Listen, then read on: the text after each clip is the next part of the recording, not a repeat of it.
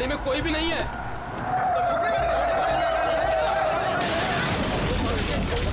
पेड़ से जाके ठोकी थी गाड़ी।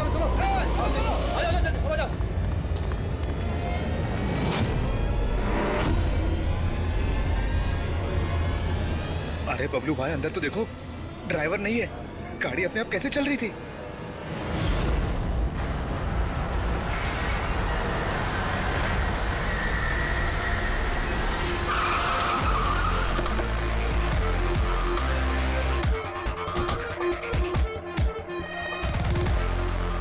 सलाम साहब। क्या बात है? एक्सीडेंट के केस में सीआईडी को बुलाया तुम लोगों ने? सर मुझे लगा है नॉर्मल एक्सीडेंट नहीं है, इसीलिए। क्यों? ऐसा क्यों लग रहा है? सर आइए खुद ही देख लीजिए, आइए।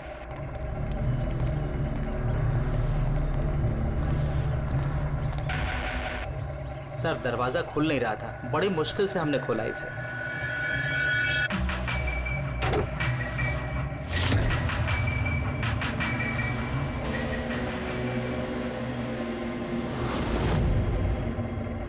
ये पहले किसने देखा? सर इन लोगों ने। मैं देखता हूँ।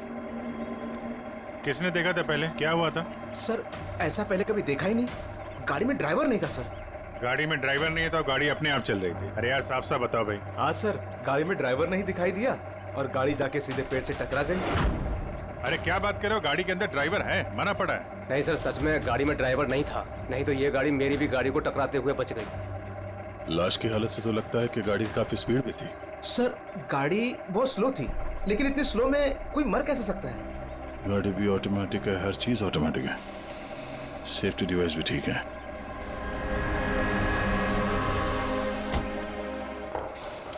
ये लोग तो बोल रहे हैं कि इन लोगों ने इसे ड्राइव करते हुए देखा ही नहीं। अच्छा, तो हो सकता है ये ड्राइवर पहले से घायल हो, जिसकी वजह से ये ड्राइविंग सीट से फिसल के स्टीयरिंग के नीचे जो जगह वहां पे सरक गया और उसके बाद ही एक्सीडेंट हुआ हो। शायद इसीलिए नहीं दिखा होगा। कुछ पता चला कौन है? कुछ आईडी वगैरह? अरे हाँ, इसका नाम अमन है और उसका ये मोबाइल है पूरी तरह से टूट गया। और एक बात अभिजीत, ये गाड़ी ऑटोमेटिक है, ये देखो इंजन अभी भी ऑन है, ऑफ नहीं हो रहा है। हो सकता है जब ये एक्सीडेंट हुआ हो उसकी वजह से जो इम्पैक्ट हुआ उससे ये कार का कंप्यूटर क्रैश हुआ। यार ये लोग तो बोल रहे हैं कार बहुत स्लो थी जब टकराई। ऐसा इम्पैक्ट? कहीं कार के साथ कुछ छेड़छाड़ तो नहीं की गई? हो सकता है। ठीक है, गाड़ी को पुलिस गैराज भेजते हैं और इसको फोरेंसिक लैब। मैंने इस गाड़ी को अच्छी तरह से चेक किया है।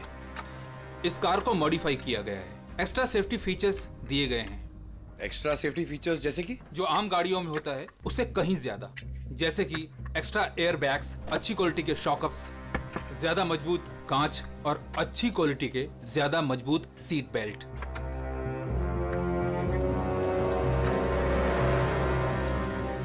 ये देखो, nicotine patch. Nicotine patch?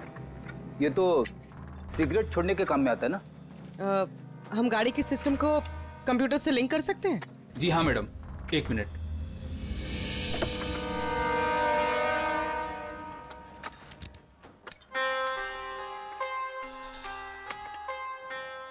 Ma'am, किसी ने सेटिंग चेंज किया है। कार के सॉफ्टवेयर को हैक किया गया है। खिड़की के कांच से लेकर ब्रेक तक सब कुछ कोई और कंट्रोल कर रहा था। अगर सब कुछ कोई और कंट्रोल कर रहा था, फिर हादसे के बाद इंजन उसने बंद क्यों नहीं किया? टक्कर की वजह से कार का वायरलेस सिस्टम डैमेज हो गया था, इसलिए कार बंद नहीं हुई। गाड़ी को हैक किया गया? मतलब ये एक्सीडेंट नहीं है, ये तो मर्डर है।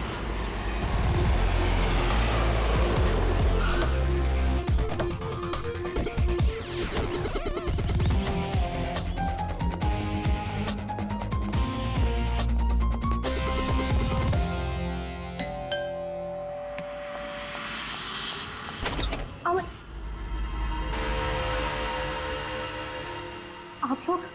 सीआईडी।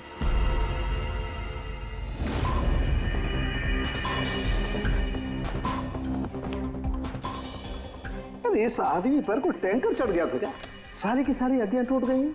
कोई टैंकर वैंकर नहीं चढ़ा था इसके ऊपर साउंड के। एक छोटा सा एक्सीडेंट हुआ था यार, छोटा सा, और वो भी किसी ने करवाया था। आपके पति अमन का एक्सीडेंट हुआ है और वो नहीं रहे। आपको कैसे पता? अमन को कार नहीं चलानी चाहिए थी। वो कभी कार नहीं चलाता था सर, क्योंकि उसे पता था कि छोटा सा झटका भी उसकी जान ले सकता है। पर आप लोग, मेरा मतलब है कि सीआईडी यहाँ पे। जी, क्योंकि हमें लगता है कि उनका खून हुआ है। खून? पर ऐसे कैसे हो सकता है सर? एक्सीडेंट से पहले तो अमन मुझसे फोन पे बात कर रहा था, हम दोनों फोन पे बात कर रहे थे कि अचानक फोन कट हो गया। मैंने बहुत ट्राई किया लेकिन फोन नहीं मिला। मैं समझ गई थी कि कुछ तो ठीक नहीं है। अमन कभी भी खुद गाड़ी ले जाकर इतना बड़ा जोखिम नहीं उठा सकता था। खुद ड्राइव नहीं करते हैं तो ड्राइव कौन करता है? सर, हमारा एक ड्राइवर है। कहाँ वो ड्राइवर? कहाँ है अभी? उसकी तबीयत खराब थी, इसलिए वो छुट्टी पर है।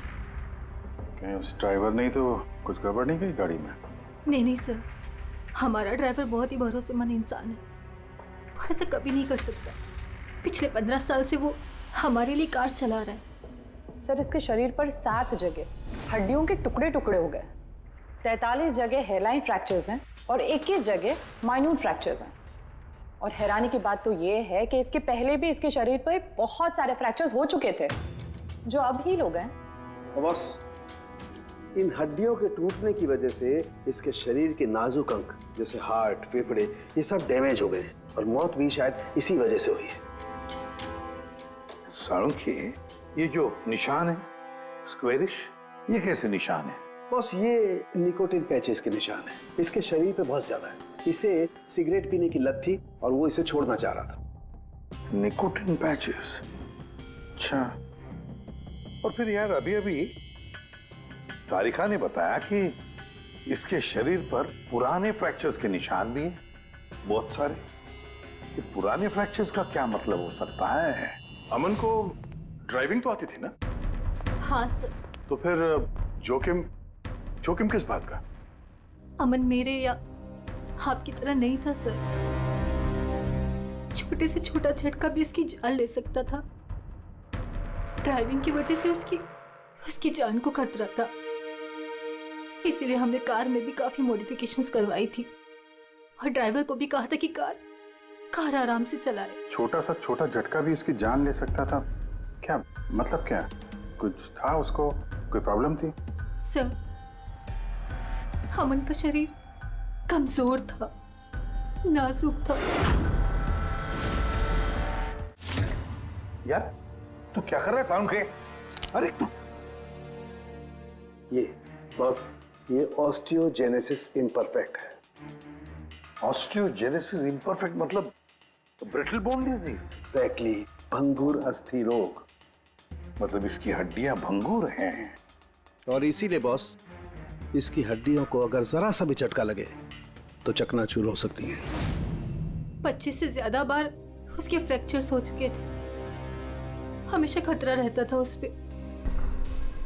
मुझसे जितना हो सके मैं उसकी सुरक्षा का ख्याल रखती थी ताकि उसे कोई झटका न लगे। घर में, कार में हमेशा उसकी सुरक्षा का ध्यान रखती थी। यहाँ तक कि जब अमन को पता चला कि सिगरेट पीने से हड्डियाँ कमजोर होती है तो अमन ने पूरी कोशिश की सिगरेट छोड़ने की। तभी इतने मामूली एक्सीडेंट से भी ये हाल हो गया था शरीर का। लेकिन वो अचानक गाड़ी लेके कहाँ गया था? सर, मुझे नहीं पता, लेकिन जब वो अकेला गाड़ी लेकर चला गया तो मुझे उसकी बहुत चिंता हुई और मैंने अमन को फोन किया। हेलो अमन। या बेबी बोलो। अच्छा, तो तुम खुद ड्राइव कर रहे हो। तुम्हें पता है ना तुम्हारा ड्राइव करना कितना ज्यादा खतरनाक है, लेकिन तुम मेरी बात सुनते तक नहीं। वैसे ऐसा कौन सा जरूरी काम था जिसके लिए तुम खुद गाड़ी लेकर निकल गए? ड्राइवर तक का वेट नहीं किया गया तुमसे। जरूरी था स्वीटहार्ट, लेकिन तुम परेशान मत हो, मैं गाड़ी आराम से ही चला रहा हूँ। अमन, मुझे ऐसा क्यों लग रहा है कि तुम मुझसे कुछ छुपा रहे हो? देखो सुप्रीति, मैं मानता हूँ कि मैं सारी बातें तुमसे शेयर नहीं कर पा रहा, लेकिन इसका मतलब ये नहीं कि तुम उल झुल बातें सोचने लग जाओ। है कुछ प्रॉब्लम्स, मैं उन्हें सॉल्व कर लूँ, फिर तुम्हें सब कुछ बता दूंगा। प्रॉब्लम्स? तुम अभी क्यों नहीं बता सकते मुझे? क्योंकि ये सब खतरनाक है, वो लोग बहुत खतरनाक हैं। मैं तुम्हें नहीं बता सकता। खतरनाक लोग? Oh no. Aman, Aman, hello. कौन सा प्रॉब्लम? और ये किन खतरनाक लोगों की बात कर रहे थे वो? कुछ पता है आपको? सर मैं कुछ नहीं जानती। अमन की किसी से कोई दुश्मनी, कोई बिजनेस राइवलरी वगैरह? इस बारे में मुझे कुछ भी पता नहीं, लेकिन हाँ, मयंक और नेहा आपकी शायद कुछ मदद कर सकते हैं। मयंक और नेहा? ये कौन है ये लोग? मयंक पेशे से एक वकील है और अमन का दोस्त भी, और नेहा अमन की सेक्रेटरी थी। अच्छा, ये मयंक का ऑफिस कहाँ है? अमन सर का खून? आप? मैं नेहा, अमन सर की सेक्रेटरी। लेकिन अमन की मौत तो एक्सीडेंट में हुई है ना? जी हाँ, मौत तो एक्सीडेंट में हुई है, लेकिन एक्सीडेंट अपने आप नहीं हुआ है। करिए बताइए कि आप दोनों मिस्टर अमन को कब से जानते हो? मतलब कब से काम कर रहे हो उनके साथ? सालों से। हम लोग साथ में काम ही नहीं करते थे, बल्कि बहुत अच्छे दोस्त भी थे। अमन की बीमारी की वजह से ज़्यादातर बिजनेस वगैरह मैं ही हैंडल करता था। और नेहा जी आप? सिर्फ मैं और मयंक सर ही तो थे, अमन सर का पूरा बिजनेस संभालते थे। वैसे बिजनेस क्या है उनका? इन्वेस्टमेंट का बिजनेस है। हम लोग अलग अलग कंपनीज में पैसे लगाते थे और जब वो कंपनीज में मुनाफा होने लगे तो अपना परसेंटेज वापस ले लेते थे। ऐसी 50 कंपनीज है जहाँ पर पैसे लगाए थे अमन ने। किस तरह का कंपनीज में इन्वेस्ट करते थे ये? वैसे तो कई सारी कंपनीज में पैसे लगाए थे, लेकिन उनकी सबसे ज़्यादा दिलचस्पी 20-30 फार्मास्यूटिकल्स कंपनीज में थी। फार्मा कंपनी या दवाइयों की कंपनी? जी, ये कंपनीज बहुत नुकसान में चल रही थी, लेकिन आपको तो पता ही होगा अमन की बीमारी के बारे में। और ये कंपनीज उसी बीमारी का इलाज निकालने की कोशिश कर रही थी, और अमन का सपना था कि इस बीमारी का इलाज संभव हो जाएगा तो किसी और को वो तकलीफ नहीं उठानी पड़ेगी जो उसे थी। और सर अभी तो उन कंपनीज में फ़ायदा भी होना शुरू हो गया था। कोई दुश्मनी, किसी से कोई लड़ाई झगड़ा? नहीं सर, ऐसा तो कुछ नहीं था। अगर कुछ होता तो वो मुझे ज़रूर बताते थे। अमन की वाइफ का कहना है कि पिछले कुछ दिनों में वो परेशान लग रहा था। आपको जानती? परेशान तो थे, मगर मुझे कुछ बताया नहीं। मुझे लगा काम का प्रेशर होगा बस। आपने बताया था कि दवाइयों की कंपनी जो नुकसान में चल रही थी, उनमें से कुछ को फायदा होने लगा था। सबको नहीं सर, शायद एक को। मुझे उसकी डिटेल चाहिए। जी, मुझे अकाउंट चेक करना होगा। ठीक है। और मुनाफे के अलावा कोई ऐसी बात जो आपको अलग लगी या फिर कुछ अजीब सी हो, वो भी बता दीजिएगा।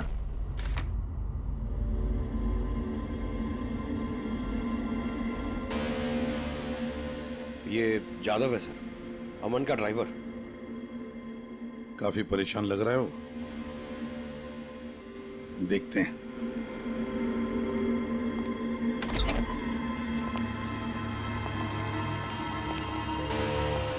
जादव? जी सर। अमन के ड्राइवर है ना? जी सर। क्यों, छुट्टी पर क्यों गए थे तुम?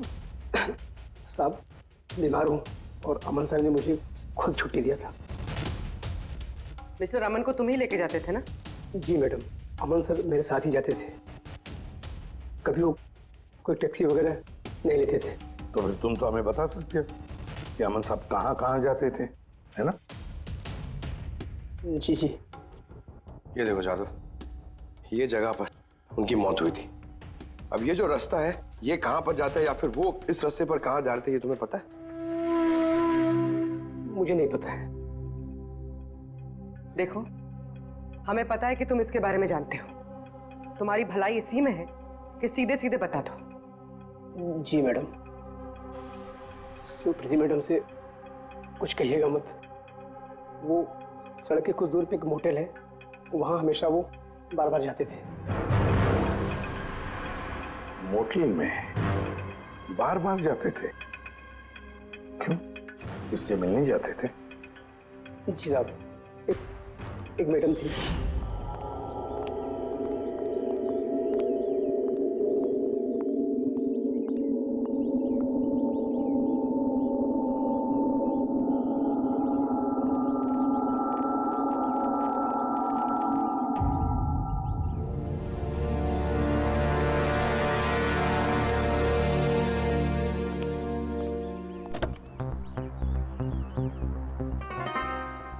सुन जादव, ये जो कुछ भी तुमने देखा इस बारे में किसी से कुछ मत कहना, सुप्रीति भाभी से भी नहीं, समझे? ओके? जी सर। मैडम थी, मतलब अमन का उस औरत के साथ चक्कर चल रहा था। जी छोटी मुंह बड़ी बात, साहब छुप छुप के उस मैडम से अगर मिलते थे तो इसका मतलब तो यही निकलता है। अमन उस औरत से मिलने जा रहा था जब ये हादसा हुआ। तो हो सकता है वो औरत अब भी वहीं पर हो, उसी मोटल में। चलकर मिलना पड़ेगा इस औरत से।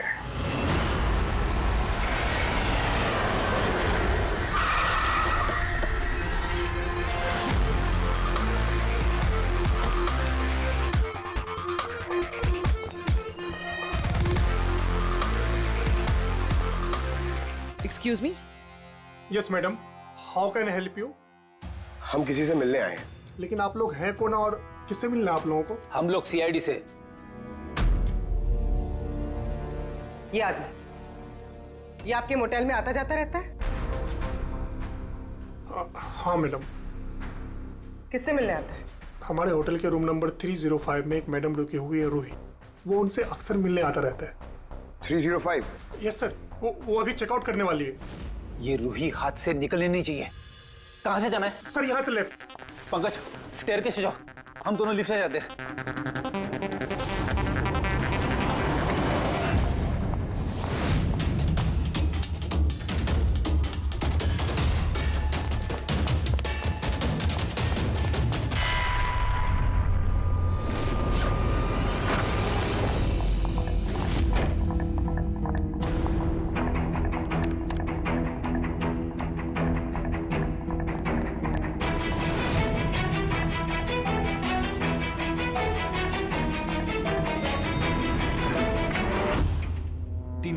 सर उधर।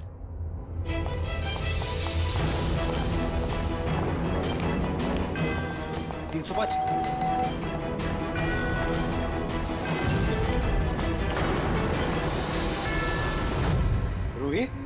नो। ए, रुको! पूर्वी! रूही, मुझे मत मारो, प्लीज। रुको। रूही, रूही, रूही, रूही, रूही, रुको, रूही।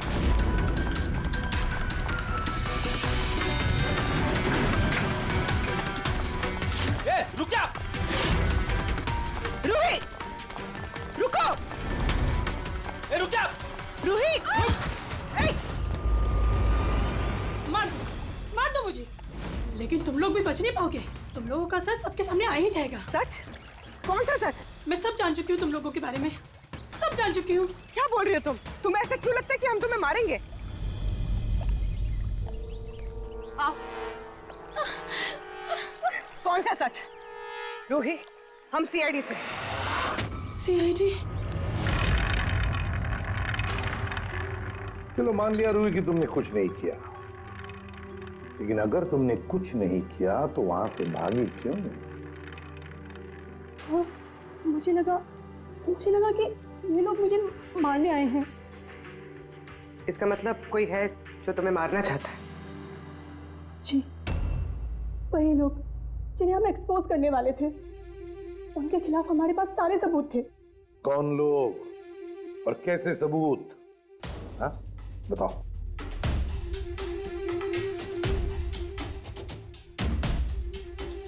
इसे तुम जानती हो ना, यमन है ना, इसी के साथ तुम मिलकर काम करती थी, इसी के साथ मिलकर तुम उन लोगों को एक्सपोज करने वाली थी जिसकी वजह से अमन की जान चली गई।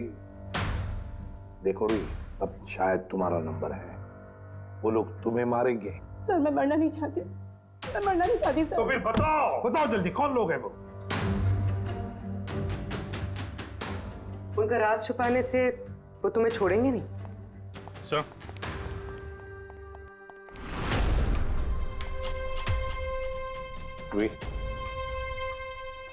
ये लो पानी पी लो, पियो। और मैंने जो कहा ठंडे दिमाग से सोचो, अपने बारे में सोचना जरूर। मैं आता हूं।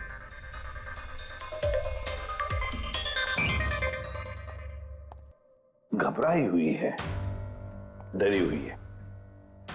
लेकिन अब डरने की क्या जरूरत है सर? अब तो सीआईडी के पास है वो। लेकिन सर वो हम पे भरोसा नहीं कर पा रही, थोड़ा वक्त लगेगा।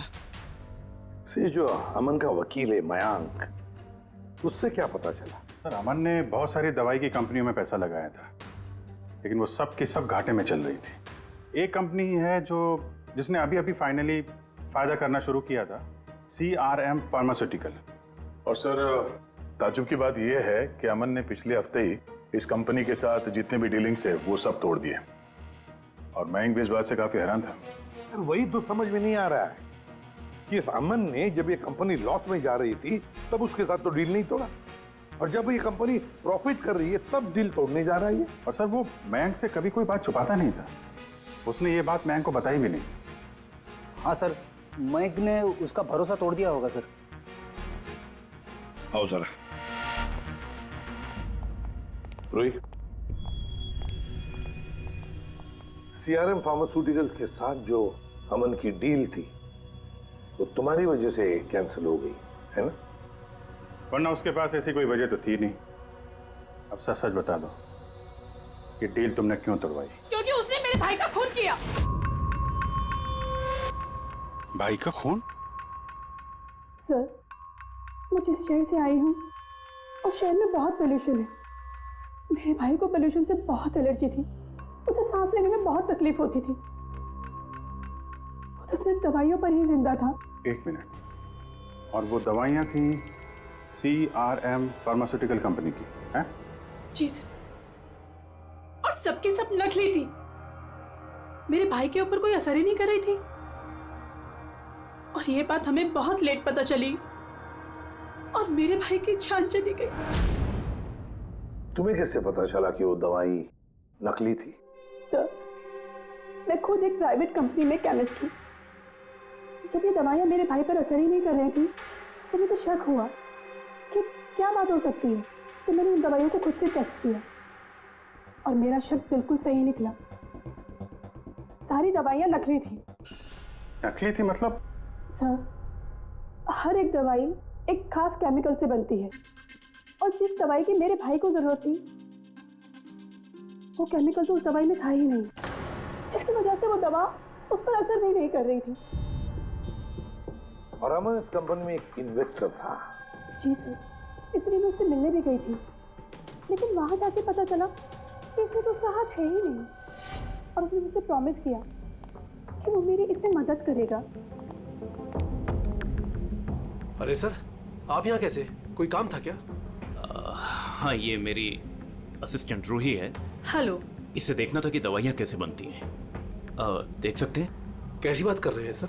आपको कैसे मना कर सकते हैं? आइए मैं दिखा देता हूँ आपको। एक काम कीजिए, आप मेरे साथ बॉस के यहाँ चलिए, रूही अपने आप देख लेगी। रूही तुम जाओ। मैम आइए। एक मिनट सर, ज्यादा आगे मत जाना, आप यहीं तक देखना। आइए सर, मैं लेकर चलता हूँ। आप आइए। आइए सर।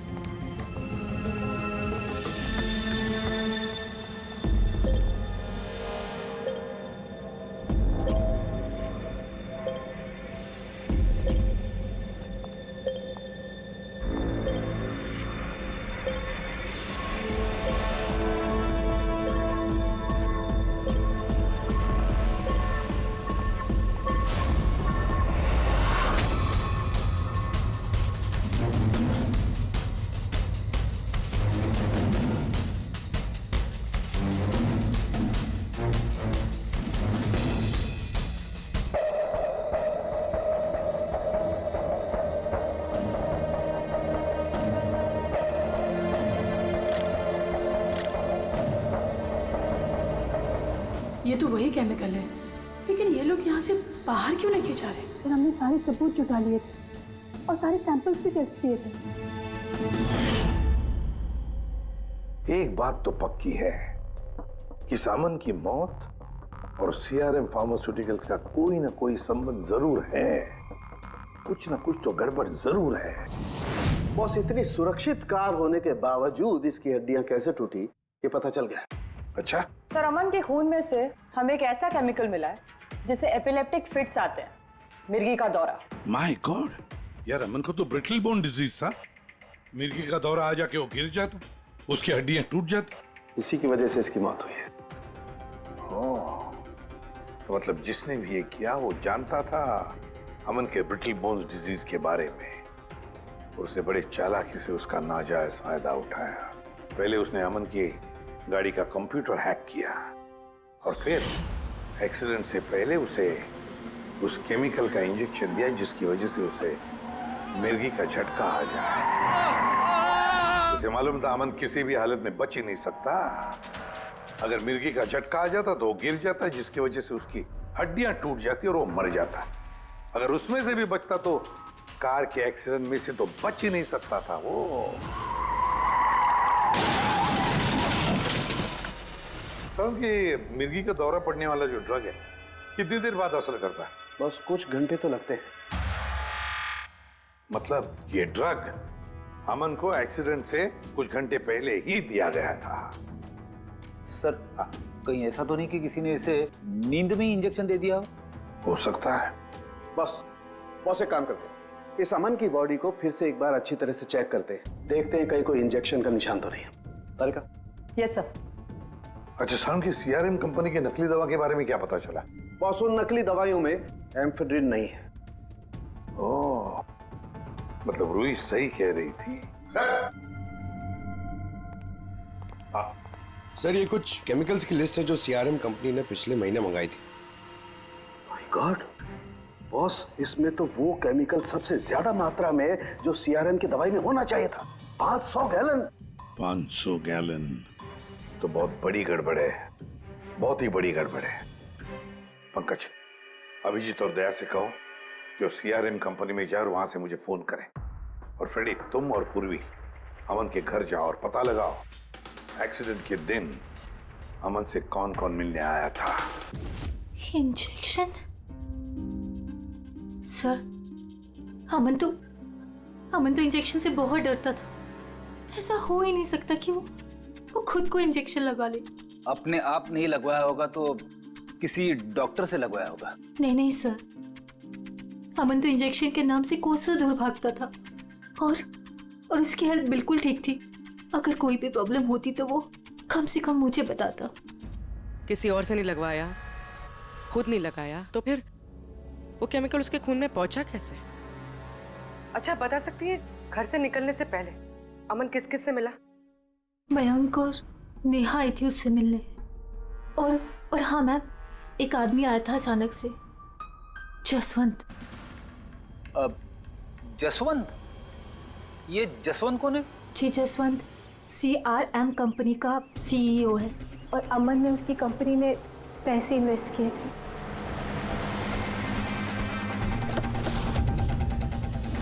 मिस्टर जसवंत, आप अमन के घर गए थे उससे मिलने के लिए उसके एक्सीडेंट के कुछ घंटे पहले?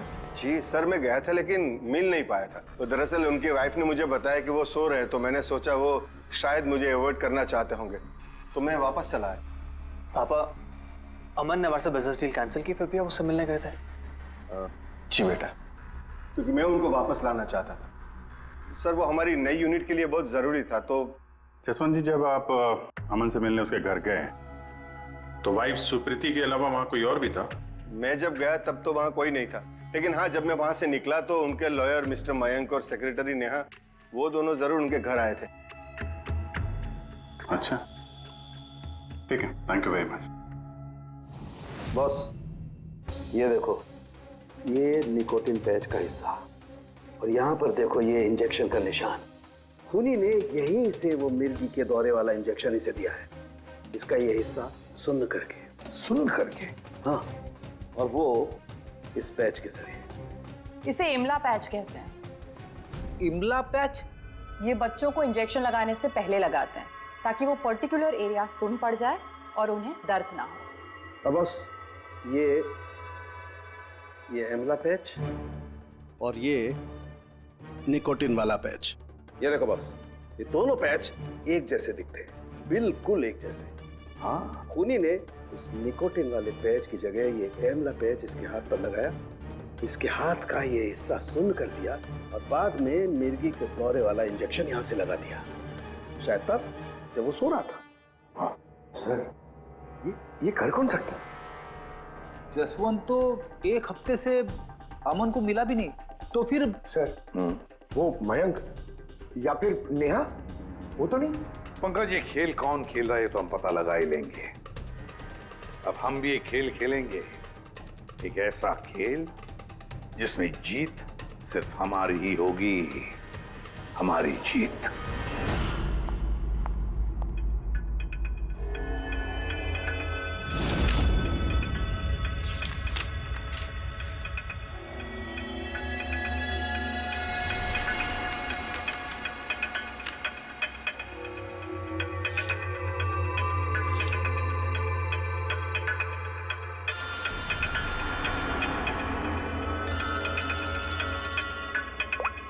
हेलो, मेरा कुरियर तो तुम तक पहुंच गया होगा। कौन है तुम? और ये सब मुझे क्यों भेजा है? तुम लोगों ने अमन को तो मार डाला, लेकिन तुम लोग मुझ तक नहीं पहुंच सकते। अगर तुम लोग चाहते हो कि मैं अपना मुंह बंद रखूं, तो मुझे 5 करोड़ रुपए देने होंगे। ये क्या बकवास कर रही हो? मुझे इन सब के बारे में कुछ नहीं पता। वो तो जब ये सबूत पुलिस तक पहुंच जाएंगे तो तुम्हें खुद ब खुद पता चल जाएगा कि मैं क्या कह रही हूँ और क्या बोल रही हूँ। देखो देखो देखो, मैं कुछ इंतजाम करता हूँ, मुझे थोड़ा सा टाइम दे दो। ठीक है, तुम्हें 2 दिन का वक्त मिलता है, मैं फिर कॉल करूँगी।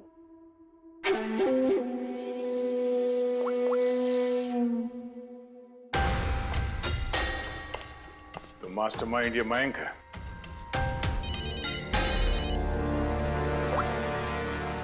Hello Abhijit sir. सर मैं मयंक बोल रहा हूँ। सर मुझे एक कोरियर आया और एक लड़की का फ़ोन भी आया और उसने मुझसे 5 करोड़ रुपए मांगे, तो मैंने सोचा ये बात आपको बता दूँ। नहीं नहीं, बहुत अच्छा किया तुमने, मैं देखता हूँ। Thanks. Thank you so much. Mayank का फ़ोन था। उसने उस कुरियर रूही के बारे में बताया सर, और उसने ये भी कहा कि उसने जानबूझ के समय मांगा ताकि हम इस तक पहुंच सके। तो ये मयंक नहीं बल्कि कोई और ही है।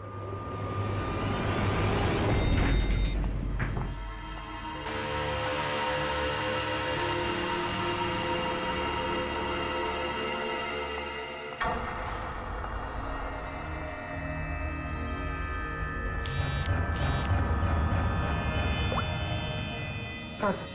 पूरी इसने यहाँ पर नजर रखी है ना तुमने? हाँ सर, वो अभी अभी यहाँ से निकली है। कड़ी नजर रखना पूर्वी, बिल्कुल कड़ी नजर। अपनी नजरों से ओझल मत होने देना उसे। ये नेहा ही हमें उस खूनी तक पहुंचाएगी। सर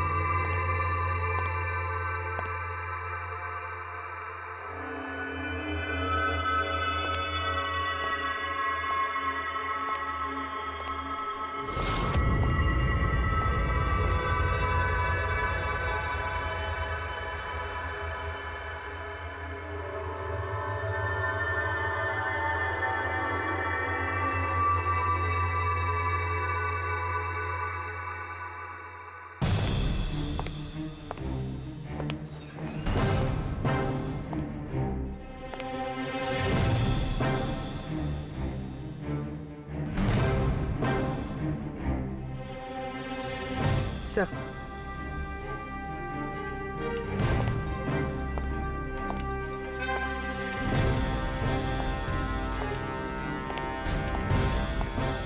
क्या हुआ? इतनी जल्दी में क्यों बुलाया? क्या है ये सब? ये सब क्या है? तुमने तो कहा था कि किसी को कुछ पता नहीं चलेगा, फिर हमारे बारे में ये लड़की सब कुछ कैसे जानती है? डोंट वरी बेबी, मैं सब संभाल लूंगा। मैं हूं ना, जैसे उस अमन को ठिकाना लगाया वैसे इस लड़की को भी ठिकाना लगा दूंगा। तुम टेंशन मत लो, ओके?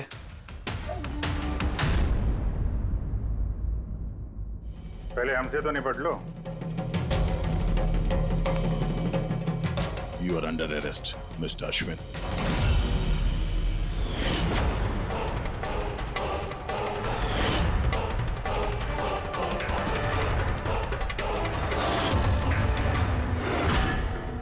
अश्विन के पास तो वजह थी। तुमने अपने बॉस का खून क्यों किया? हम दोनों एक दूसरे से प्यार करते। जब मुझे पता चला कि अमन सर सीआरएम फार्मास्यूटिकल की जांच कर रहे हैं, तो ये बात मैंने अश्विन को बता दी ताकि वो लोग अपनी गलतफहमियां दूर कर सके। लेकिन इसने तो अमन को ही दूर कर दिया। क्यों अश्विन? मैं जानता था कि अमन को कुछ समझाने का कोई फायदा नहीं होगा। वो तो हमें जेल भिजवा के ही रहता। तुमने मेरे भाई को मारा, अमन का खून किया, और ना जाने कितने मासूमों की जान ली होगी तुमने अपनी इन नकली दवाइयों से। बिजनेस में बहुत घाटा हो रहा था, नुकसान पे नुकसान हो रहा था। डैड नहीं मानते, इसलिए उनको बिना बताए मैंने केमिकल्स को नॉर्थ इंडिया के प्लांट में भेजना शुरू कर दिया। उससे हम नशा बनाते थे, थोड़ा प्रॉफिट हो ही रहा था। अमन ने सारा खेल बिगाड़ दिया। सिर्फ फायदे के लिए दवाइयों की जगह पे तुम ये जहर बनाने लगे थे, हाँ? मुझे कंपनी की हालत पता थी। मैंने अमन सर को अश्विन से मिलाया था ताकि वो कंपनी में इन्वेस्ट करके उसे डूबने से बचा सके। और अमन खुद को तुम लोगों से बचा नहीं पाया। ये सब कुछ मैंने अपने प्यार के लिए किया। मेरे अलावा कोई ये कर नहीं सकता था, क्योंकि वो अपने निकोटीन पैच मुझे से मंगाते थे।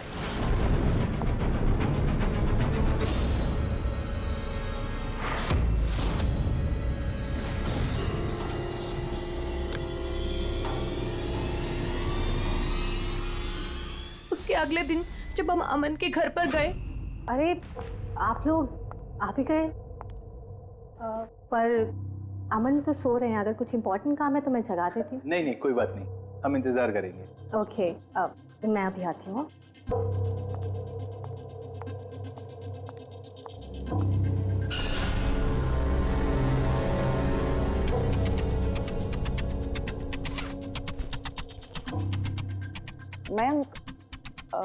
मैं जरा वॉशरूम होकर आऊं।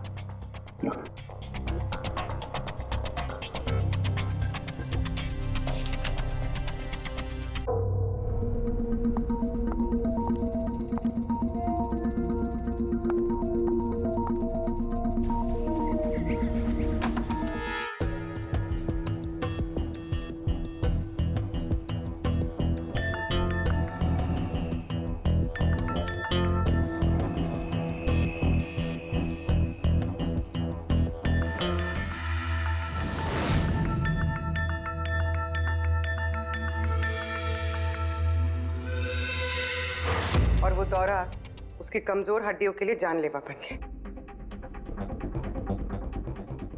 और तुम चीफ टेक्नोलॉजी ऑफिसर, तुमने रिमोट कंट्रोल से अमन के कार के कंप्यूटर को हैक कर दिया और उसका एक्सीडेंट करवाया। कमाल का दिमाग पाया है तुम लोगों ने, कमाल का दिमाग। काश यही दिमाग किसी अच्छे कामों में इस्तेमाल करते तो देश का भला हो जाता, समाज का भला हो जाता। पर नहीं, तुम्हारे इस टेढ़े दिमाग ने दो मासूम लोगों की जानें ली, और पता नहीं कितने सैकड़ों लोगों की मौतें हुई तुम्हारी इस गलत दवाइयों की वजह से। तुम्हें तो कड़ी से कड़ी सजा होगी, शायद फांसी होगी तुम्हें। For more updates, subscribe to our channel, click the show links and enjoy watching the videos.